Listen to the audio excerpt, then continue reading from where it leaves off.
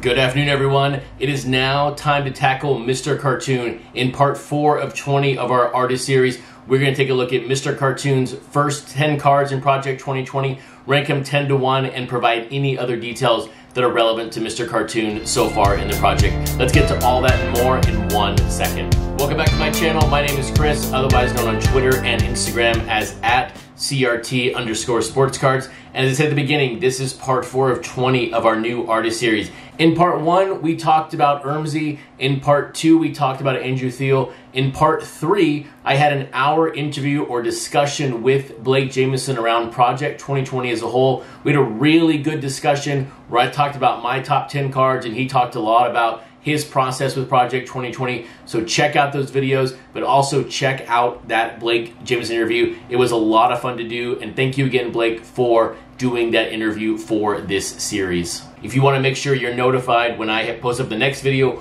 or my bi-weekly videos around Project 2020, hit that subscribe button so you're notified the moment I post up a video. But now, let's talk about Cartoon. Let's talk about his cards overall. And I will say from a personal perspective, I really adore Cartoon's cards. I think they're phenomenal because they're hand-drawn, and I really like his style from the tattoo perspective. So from this artist, it's one of my favorite. I'm not going after his cards, but at the same time, I do really like Cartoon, his style. I will also say, if you have not seen his Netflix special, LA Originals, it is a must-watch for any fan of Project 2020 or just a fan of Cartoon themselves. It is a very easy 90-minute watch, and you can watch it a couple times because it's such a great video, and it talks about Cartoon, his life, and it's just a great video overall. So if you have time tonight or tomorrow, jump on Netflix and watch LA Originals. But now, let's get to Cartoon's first 10 cards in Project 2020 and then talk about his print runs. So in Project 2020, Cartoon's very first card was card number 10, Roberto Clemente, and then he had a little bit of a layoff. His second card was not until number 43 with the George Brett. Then we had Dwight Gooden, Jackie Robinson, and his fifth card in the set was Don Mattingly. Leading off his second 5 is the first artist to take a card from vertical to horizontal with that McGuire, and then Rivera, Henderson, recently with the Ken Griffey Jr., and then his most recent card in Project 2020 is card number 198, Tony Gwynn. And now when you look at his print runs, very similar to what you're going to see with all the other artists because he did put out a couple cards in the bubble, but his very first card, Roberto Clemente, 1,844. Then his George Brett goes to 2,360. And then we hit card 60 and over. Dwight Gooden, 5K. Then Jackie, 11,600. And then his highest printed card is that Mattingly, card 95, 27,299. And then it obviously goes down. McGuire, 9,000. Rivera, 9,000. And then most recently, his Tony Gwynn sold just 3,567. But considering the time we're in, that's actually a pretty good number at card 198.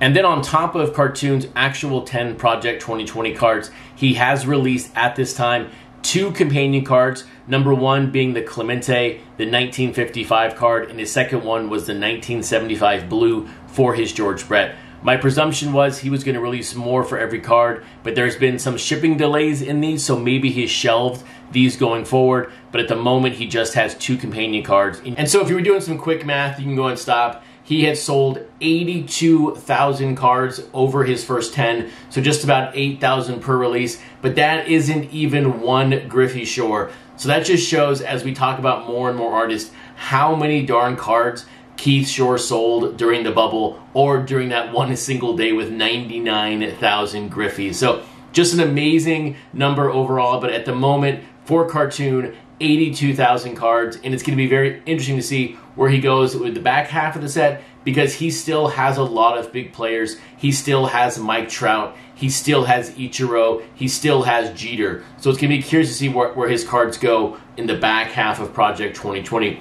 But now, as we break down his 10 cards from release date, I also am using a list from Kent. So thank you, Kent, for seeing the list in. And I will tell you right now, his list and my list are polar opposites. So it's going to be an interesting discussion around where my cards are and where his cards are. And then we work all the way down to number 1. So let's get to cards 7 through 10, and I'll explain why the 4 cards are in the bottom right now for me with Cartoon. Now, taking a look at cards 7 through 10, and these are in no particular order, but on my bottom 4 cards, we have the Jackie Robinson, we have the Ken Griffey Jr., we have Don Mattingly, and we have Mark McGwire. I don't really have any thoughts on the Mattingly. It's a really cool card overall, but Cartoon has some really good cards, so that one just sort of fell into the bottom. But on the other 3, McGwire, it feels like McGwire could have been bigger. Oakland a little bit smaller. It was just too much blank space, in my opinion, for a true Mark McGwire card. On the Griffey, you know my feelings. I want to push his hat down a little bit.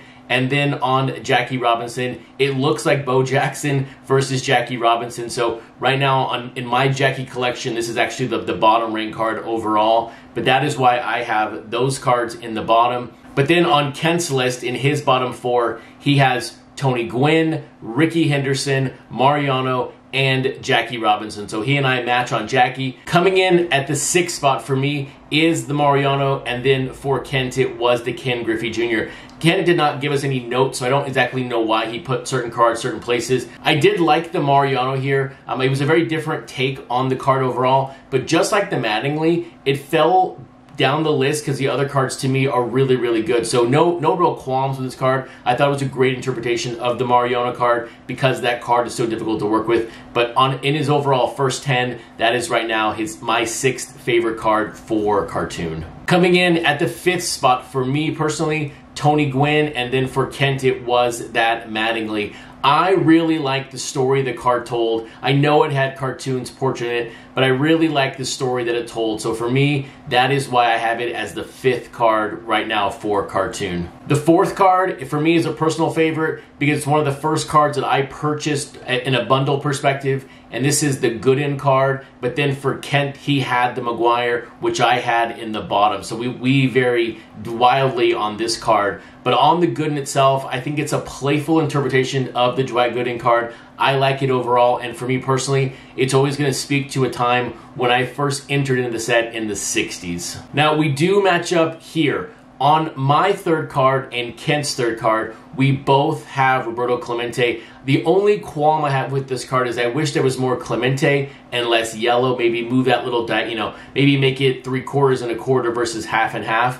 But I do like the card overall. It's very distinct, and when you see it, you know who it is, and you know what artist it is. Coming in number 2 on the list, for me personally, it is the George Brett. I really, really appreciate the blue. It stands out so nicely. I don't own a copy. I do wish I owned a copy of this card, but unfortunately I do not. But I really, really like the blue. It stands out in the set, and it stands out in all of Cartoon's first 10 cards.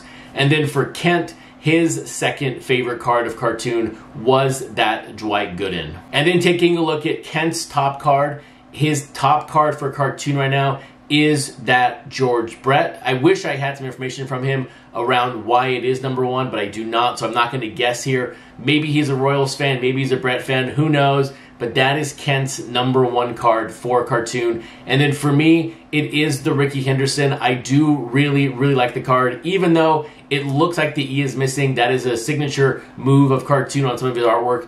I think it's a really distinct card, and it looks very interesting. And then again, it goes with my sort of thought process of there are so many Ricky cards out there I like. This is just another one at the moment that I think is Mr. Cartoon's best card.